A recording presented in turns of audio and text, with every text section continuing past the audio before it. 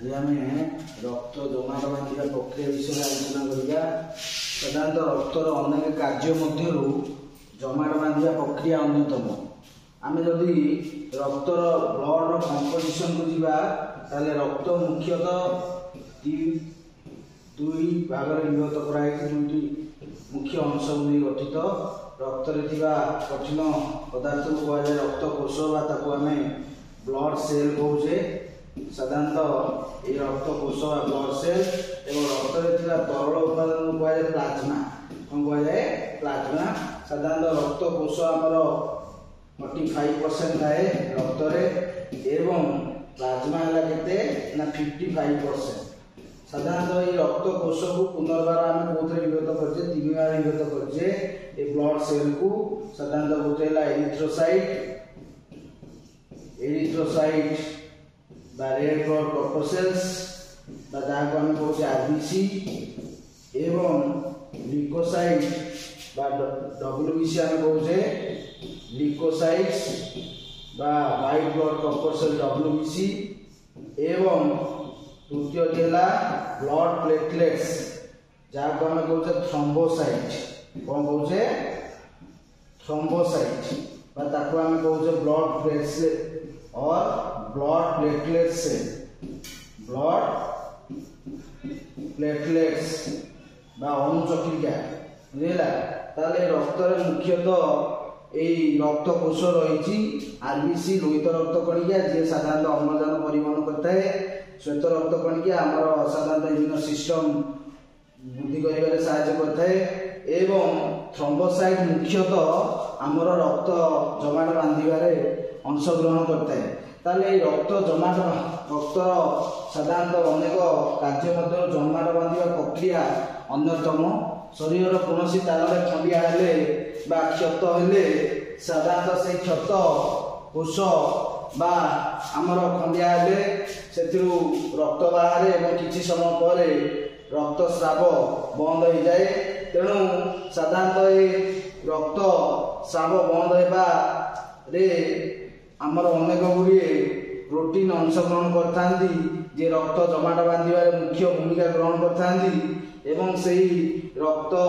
जमाट बांधारे blood clotting factor बा protein जो साधारणतः प्लाज्मा था कौटे था प्लाज्मा था रक्त जमाटकारी प्रोटीन गुड़िक प्लाज्मा था एवं से गुड़िक सब यकृत क्षरण होता। तेणु रक्त जमाट बांधा प्रक्रिया जो जमाट बांधा प्रोटीन गुड़िक साधारणतः आम यकृत या प्लाज्मा मिसिक रही था। तेणु जितेबाला कौन स्थान क्षत है खंडिया है से स्थान रक्त बाहर एवं किछि समय पर जितेबाला जो क्षत स्थान जिते वायु संपर्श आसे क्षत स्थान जिते वायु संपर्श आते से क्षत टिश्यू बा थ्रोम्बोसाइट रु प्रथमे आमर जो थ्रोम्बस प्लास्टिन नामक एक लिपोप्रोटीन क्षरण होता है। से थ्रोम्बोप्लास्टिन कौन करे ना प्लाज्मा रे थिबा अन्य एक प्रोटीन कैल्शियम आयन उपस्थिति रे ए थ्रोम्बोप्लास्टिन कौन करे ना कैल्शियम आयन उपस्थिति रे आमर प्लाज्मा रे थिबा अन्य एक प्रोटीन जार नाम प्रथमे आमर क्षत टिश्यू बा अणुचक्रिका आमर अणुचक्रिका थ्रोम्बोप्लास्टिन नामक एक लिपोप्रोटीन क्षरण हुए एवं ये थ्रोम्बोप्लास्टिन कौन करे ना प्लाज्मा रे थिबा अन्य एक प्रोटीन जहाँ को कैल्शियम आयन उपस्थिति रे एवं थ्रोम्बोप्लास्टिन प्रोटीन कौन करे ना क्षत टिश्यू रु थ्रोम्बोप्लास्टिन नामक एक लिपोप्रोटीन क्षरण हुए एवं ये थ्रोम्बोप्लास्टिन प्रोटीन कैल्शियम आयन उपस्थिति रे प्लाज्मा रे थिबा एक प्रोटीन जार नाम होला आमर कौन ना प्रोथ्रोम्बिन। कौन प्रोथ्रोम्बिन ए प्रोथ्रोम्बिन को गोटे सक्रिय एंजाइम थ्रोम्बिन गोटे सक्रिय एंजाइम रे परिणत करे। कोथरे परिणत करे एंजाइम रे परिणत करे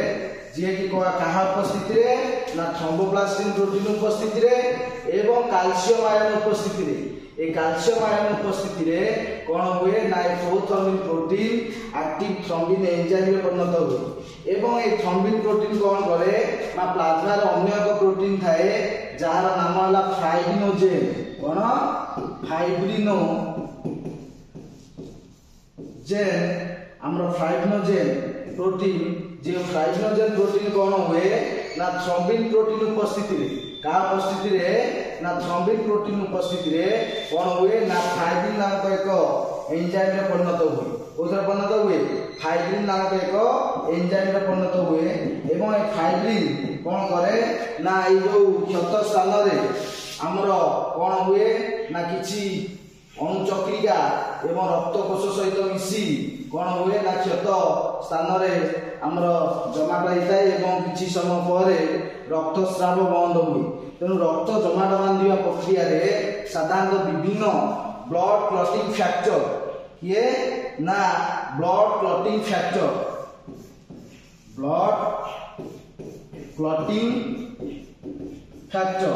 এই ব্লড ক্লটিং ফ্যাক্টর সাধারণত রক্ত জমাট বাঁধিয়া প্রক্রিয়া রে অংশগ্রহণ করতাନ୍ତି সাধারণত ব্লড ক্লটিং ফ্যাক্টর 1 2 আমার x 13টা ব্লড ক্লটিং ফ্যাক্টর সাধারণত কাম করতাନ୍ତି আমার যথা जो फैक्टर गुड़िक साधारणतः आम प्रोथ्रोम्बिन फाइब्रिनोजेन एमाने होचंती गोटे गोटे ब्लड क्लॉटिंग फैक्टर एवं एगुड़िक सब प्लाज्मा रे रहितांती एवं एमाने केतेबेले ना रक्त जमाट बांधिया रे सक्रिय अंशग्रहण करतांती तेणु ए क्षत स्थान रु प्रथमे थ्रोम्बोप्लास्टिक जेतेबेले वायु संपर्श रे आसे क्षत कोष अणुचक्रिका रु थ्रोम्बोप्लास्टिक नामक एक लिपोप्रोटीन क्षरण हुए एवं ए थ्रोम्बोप्लास्टिक कोन करे ना कैल्शियम आयन उपस्थिति रे एवं अन्य केतक एंजाइम उपस्थिति रे प्रोटीन प्लाज्मा रे थिबा एक हमर प्रोटीन जार नाम होला प्रोथ्रोम्बिन प्रोटीन थ्रोम्बोप्लास्टिक प्रोटीन एवं कैल्शियम आयन उपस्थिति रे सक्रिय थ्रोम्बिन एंजाइम रे परिणत होइताय एवं एई थ्रोम्बिन कोन करे ना प्लाज्मा रे अन्य एक प्रोटीन थाय जार नाम होला fibrinogen protein A fibrinogen protein की कोन करे ना हमर एक्टिव फाइब्रिन रे परिणत करे एवं एई संगे संगे कोन हुए ना क्षत स्थान रे किछि अणुचक्रिका एवं हमर आरबीसी कोष सहित मिसी अद्रवणीय प्रोटीन बा तंतु जमा होता एवं एई संगे संगे हमर कोन हुए ना रक्तस्राव बंद ही थाए साधारणतः हमर ए जो मनुष्य रे हमर एवरेज ब्लड क्लॉटिंग टाइम होची केते ना average blood clotting time in man average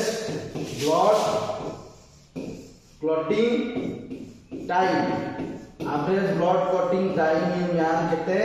ना इन ह्यूमन 2 to 7 मिनिट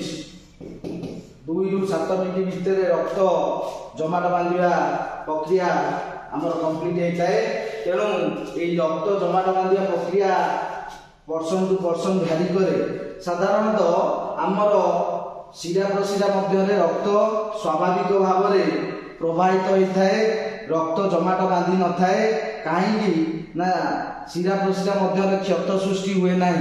जेतेबेले शरीर कौन स्थान में क्षत सृष्टि हम बा खंडिया हम सेतेबेले जाई हमर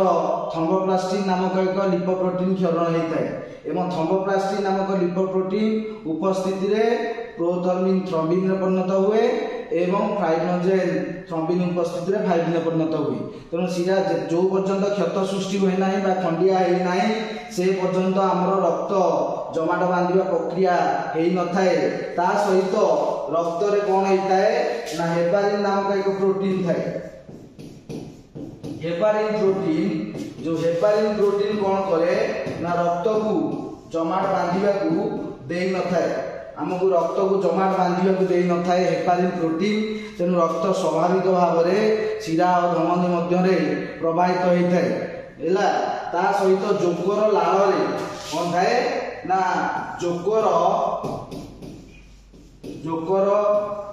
लाल रे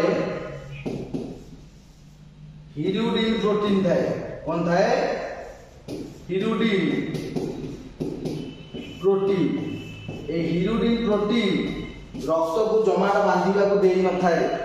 जोकर लाड़ रे जो इल्यूडिन प्रोटीन थाए से ता लाड़ रे एक प्रकार प्रोटीन क्षरण लाड़ रे क्षरण करे जहा फल रे रक्त जमाट बांधी न थाए जहा फल रे से कोन करे ना सहज रे ताकू रक्त को शोषण करथाए तेणु जोकर लाड़ रे इल्यूडिन प्रोटीन थाए ता सहित हमर सोडियम और पोटासियम परि ऑक्सैलेट ये ना सोडियम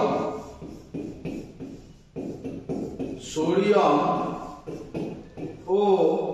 पोटासियम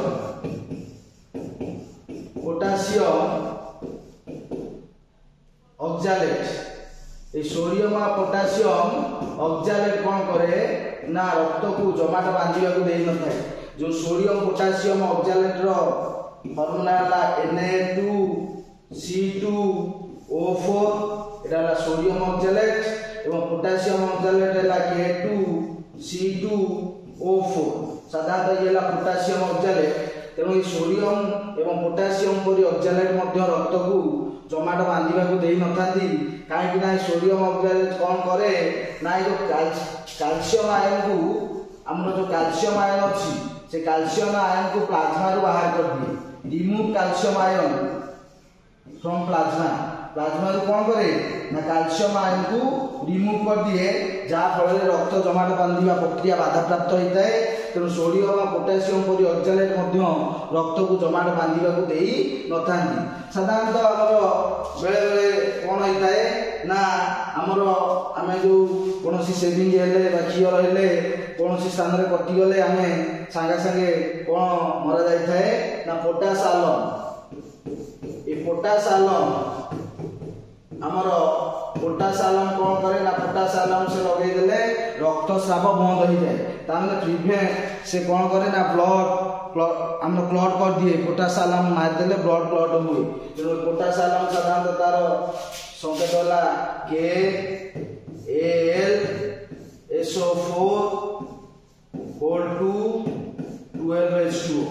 ए पोटास आलम कौन करे ना रक्त को क्लॉट कर दिए जहा फल सेविंग बेले जेते बेले खंडिया हो जाए सेते बेले पोटास आलम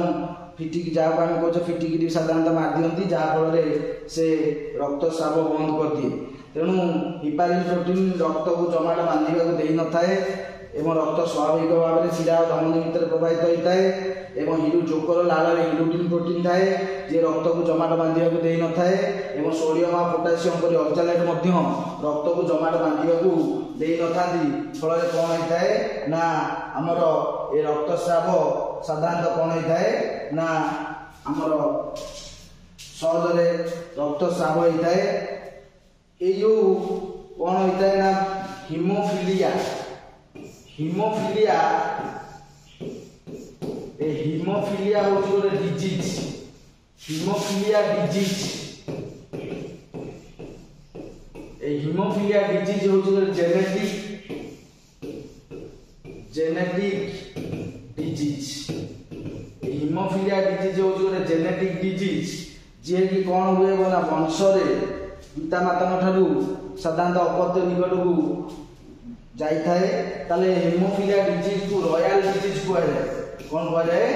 रॉयल डिजीज ताले हीमोफिलिया डिजीज कौन ना साधारणतः आपको कहीं रॉयल डिजीज कह जाए ना हमर विक्टोरिया क्वीन ये विक्टोरिया जो क्वीन थिले हमर इंग्लैंड रो रानी से विक्टोरिया क्वीन कौन है ना 1837 मसीह से विक्टोरिया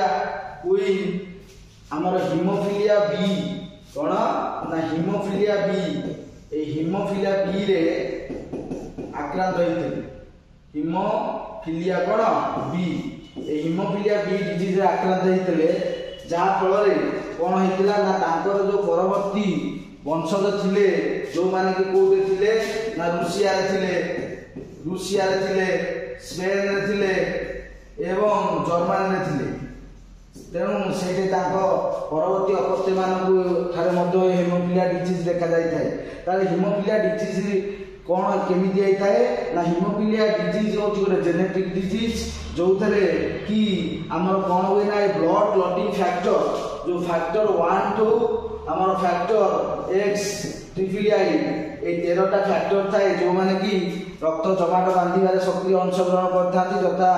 ଆମର ପ୍ରୋଥ୍ରୋମ୍ବିନ୍, ଥ୍ରୋମ୍ବୋପ୍ଲାସ୍ଟିନ୍ ଏସବୁ ଫ୍ୟାକ୍ଟର ଗୁଡ଼ିକ, ବିଶେଷ କରି ଫ୍ୟାକ୍ଟର VII ଆଉ ଫ୍ୟାକ୍ଟର IX, ଏହି ସାଧାରଣତଃ ଫ୍ୟାକ୍ଟର IX ର ଅଭାବରେ ହିମୋଫିଲିଆ B ହେଇଥାଏ, ଯାହାଫଳରେ ରକ୍ତ ଜମାଟ ବାନ୍ଧି ନଥାଏ ବା ଆମର ବ୍ଲଡ୍ କ୍ଲଟିଂ ପ୍ରୋସେସ୍ ବାଧାପ୍ରାପ୍ତ ହୋଇଥାଏ, କାହିଁକିନା ଏହି ଜମାଟକାରୀ ପ୍ରୋଟିନ୍ ଗୁଡ଼ିକ ତିଆରି ହୋଇପାରନ୍ତି ନାହିଁ, ଯାହାଫଳରେ ଶରୀରର କୌଣସି ସ୍ଥାନରୁ ଯଦି ଛୋଟିଆ କ୍ଷତ ହୋଇଥାଏ ସେ କ୍ଷତ ସ୍ଥାନ ଦେଇ ଶରୀରରୁ ସମସ୍ତ ରକ୍ତ ବାହାରକୁ ବାହାରିଯାଏ। ପରିଶେଷରେ ବ୍ୟକ୍ତି ରକ୍ତର ଅଭାବରେ ସମସ୍ତ ରକ୍ତ ବାହାରିଗଲା ପରେ ବ୍ୟକ୍ତି ଆମର ରକ୍ତହୀନତାର ଶିକାର ହୋଇଥାଏ ଏବଂ ଆମର ମୃତ୍ୟୁବରଣ କରିଥାଏ। ତେଣୁ ଏହି ହିମୋଫିଲିଆ ଡିଜିଜ୍ ସାଧାରଣତଃ ଏହି ଲଣ୍ଡନ ରୟାଲ ଫ୍ୟାମିଲିରେ ଦେଖାଯାଇଥିଲା ଏବଂ ଭିକ୍ଟୋରିଆ କୁଇନ୍ ହିମୋଫିଲିଆ B ରେ ଆକ୍ରାନ୍ତ ହୋଇଥିଲେ, ଯାହାକି ତାଙ୍କର ପରବର୍ତ୍ତୀ ଆମର ଯେଉଁ ରାଜା ମାନଙ୍କ ନିକଟକୁ ଯେଉଁମାନେ ଅନ୍ୟ ଦେଶର ବଂଶଜ ଆମର ଶାସକ କରୁଥିଲେ, ରୁଷିଆ, ସ୍ପେନ୍ ଏବଂ ଜର୍ମାନୀକୁ ମଧ୍ୟ ଆମର ଗତି କରିଥିଲା ଜିନ୍ ମାଧ୍ୟମରେ। କ୍ୟାରିୟର ଆମର ଫିମେଲ ଠାରୁ ତାର ଅପତ୍ୟ ନିକଟକୁ ଏହି ହିମୋଫିଲିଆ ଆମର ଯାଇଥାଏ ଜେନେଟିକ୍ ଟ୍ରାନ୍ସମିଶନ ଦ୍ୱାରା। ତେଣୁ ହିମୋଫିଲିଆ ଡିଜିଜ୍ ହେଲେ ରକ୍ତ ଜମାଟ ବାନ୍ଧି ନଥାଏ, ଫଳରେ ଶରୀରରୁ ସମସ୍ତ ରକ୍ତ ଆମର ବାହାରକୁ ବାହାରି ଯାଇଥାଏ। ତେଣୁ ରକ୍ତ ଜମାଟ ବାନ୍ଧିବା ପ୍ରକ୍ରିୟାରେ ବିଭିନ୍ନ ଆମର ଏଇ ଯେଉଁ ପ୍ରୋଟିନ୍ ଆମର ଯଥା ପ୍ରୋଥ୍ରୋମ୍ବିନ୍ ପ୍ରୋଟିନ୍, ଥ୍ରୋମ୍ବୋପ୍ଲାସ୍ଟିନ୍ ପ୍ରୋଟିନ୍ ଏବଂ ଫାଇବ୍ରିନୋଜେନ୍ ପ୍ରୋଟିନ୍ ଏମାନେ ସବୁ ସକ୍ରିୟ ଭୂମିକା ଗ୍ରହଣ କରିଥାନ୍ତି। ତା ସହିତ ଏହି ବ୍ଲଡ୍ କ୍ଲଟିଂ ଫ୍ୟାକ୍ଟର ବା ପ୍ରୋଟିନ୍ ଗୁଡ଼ିକ ଯକୃତରୁ ତିଆରି ହୋଇଥାନ୍ତି, ସିକ୍ରେସନ୍ ହୋଇଥାନ୍ତି ଏବଂ ପ୍ଲାଜମାରେ ମିଶିକିନା ରହିଥାନ୍ତି। ତେଣୁ ପ୍ଲାଜମାରେ ଏହି ବ୍ଲଡ୍ କ୍ଲଟିଂ ଫ୍ୟାକ୍ଟର ଗୁଡ଼ିକ ବା ଆମର ପ୍ରୋଟିନ୍ ଗୁଡ଼ିକ ରହିଥାନ୍ତି, ଯେଉଁମାନେ କି ରକ୍ତ ଜମାଟ ବାନ୍ଧିବାରେ ସକ୍ରିୟ ଭୂମିକା ଗ୍ରହଣ କରିଥାନ୍ତି। ଯେତେବେଳେ କୌଣସି କ୍ଷତ ହେଲା ବା ଖଣ୍ଡିଆ ହେଲା ସେତେବେଳେ ହିଁ ଯେତେବେଳେ କ୍ଷତ ଟିସ୍ୟୁ ବା ଅଣୁଚକ୍ରିକା ବାୟୁ ସଂସ୍ପର୍ଶରେ ଆସିବ ସେତେବେଳେ ଥ୍ରୋମ୍ବୋପ୍ଲାସ୍ଟିନ୍ ନାମକ ଲିପୋପ୍ରୋଟିନ୍ କ୍ଷରଣ ହେବ ଏବଂ ଥ୍ରୋମ୍ବୋପ୍ଲାସ୍ଟିନ୍ ପ୍ରୋଟିନ୍ କ୍ୟାଲସିୟମ୍ ଆୟନ ଉପସ୍ଥିତିରେ ଆମର ପ୍ରୋଥ୍ରୋମ୍ବିନ୍ ପ୍ରୋଟିନ୍କୁ ଥ୍ରୋମ୍ବିନ୍ ପ୍ରୋଟିନ୍ରେ ପରିଣତ କରିବ ଏବଂ ଥ୍ରୋମ୍ବିନ୍ ପ୍ରୋଟିନ୍ ଫାଇବ୍ରିନୋଜେନ୍ ପ୍ରୋଟିନ୍କୁ ଫାଇବ୍ରିନ୍ରେ ପରିଣତ କରିବ ଏବଂ ଏ ଫାଇବ୍ରିନ୍ ପ୍ରୋଟିନ୍ ଅଦ୍ରବଣୀୟ ତନ୍ତୁ ପରି କିଛି ରକ୍ତକୋଷ ଏବଂ ଅଣୁଚକ୍ରିକା ସହିତ ମିଶି କ୍ଷତ ସ୍ଥାନରେ ଗୋଟେ ଜାଲକ ସୃଷ୍ଟି କରିବ ଏବଂ କିଛି ସମୟ ପରେ ରକ୍ତସ୍ରାବ ବନ୍ଦ ହୋଇଯାଏ। ତେଣୁ ଆଭରେଜ୍ ବ୍ଲଡ୍ କ୍ଲଟିଂ ଟାଇମ୍ ହେଉଛି ଆମର 2 ରୁ 7 ମିନିଟ୍। ତେଣୁ ରକ୍ତ ସାଧାରଣତଃ ଜମାଟ ବାନ୍ଧିବାରେ ଏଇ ଯେଉଁ ଆମର ବ୍ଲଡ୍ କ୍ଲଟିଂ ଫ୍ୟାକ୍ଟର ଗୁଡ଼ିକ ଆମର ମୁଖ୍ୟ ଭୂମିକା ଗ୍ରହଣ କରିଥାନ୍ତି ଏବଂ ଆମର ରକ୍ତ ସାଧାରଣତଃ ଜମାଟ ବାନ୍ଧିଥାଏ। ଏଇ ଯେଉଁ ବ୍ଲଡ୍ କ୍ଲଟିଂ ଫ୍ୟାକ୍ଟର ଦେଖ, ଏ ବ୍ଲଡ୍ କ୍ଲଟିଂ ଫ୍ୟାକ୍ଟର ସାଧାରଣତଃ ଆମର କିଏ ନା ଏ ବ୍ଲଡ୍ କ୍ଲଟିଂ ଫ୍ୟାକ୍ଟର ଯିଏକି ଆମର ଫ୍ୟାକ୍ଟର 1 ଠାରୁ ଫ୍ୟାକ୍ଟର 30 ପର୍ଯ୍ୟନ୍ତ ଏବଂ fibrinogen protein, prothrombin protein, thromboplastin protein, calcium ion ଆଉ ସାଧାରଣତଃ ଏଗୁଡ଼ିକ ସାଧାରଣତଃ ରକ୍ତ ଜମାଟକାରୀ ପ୍ରୋଟିନ୍, ଯେଉଁମାନେ କି ରକ୍ତ ଜମାଟ ବାନ୍ଧିବାରେ ସକ୍ରିୟ ଅଂଶଗ୍ରହଣ କରିଥାନ୍ତି ଏବଂ ଏହି ପ୍ରୋଟିନ୍ ଗୁଡ଼ିକ ସବୁ ଆମର ଯକୃତରେ ଆମର ତିଆରି ହୋଇଥାଏ ଏବଂ କ୍ଷରଣ ହୋଇଥାଏ ଏବଂ ପ୍ଲାଜମାରେ ଆସି ମିଶିକିନା ରହିଥାନ୍ତି। ଯେତେବେଳେ କୌଣସି ଖଣ୍ଡିଆ ହେଲା ବା କ୍ଷତ ହେଲା ଏବଂ କ୍ଷତ ଟିସ୍ୟୁ ଅଣୁଚକ୍ରିକା ଆମର ଏଇ ଯେଉଁ ବାୟୁ ସଂସ୍ପର୍ଶରେ ଆସିଥାଏ ସେତେବେଳେ ହିଁ ଏହି ଲିପୋପ୍ରୋଟିନ୍ ଗୁଡ଼ିକ ଆମର ପ୍ରୋଟିନ୍ ଗୁଡ଼ିକ କାର୍ଯ୍ୟ କରିଥାନ୍ତି। ଅନଲେସ୍ ଏହି ପ୍ରୋଟିନ୍ ଗୁଡ଼ିକ ଆମର ସାଧାରଣତଃ ଆମର କ୍ଷରଣ ହେଇ ନଥାଏ। ତେଣୁ ରକ୍ତ ସ୍ୱାଭାବିକ ଭାବରେ ପ୍ରବାହିତ ହୋଇଥାଏ, ରକ୍ତରେ ହେପାରିନ୍ ପ୍ରୋଟିନ୍ ଥାଏ ଏବଂ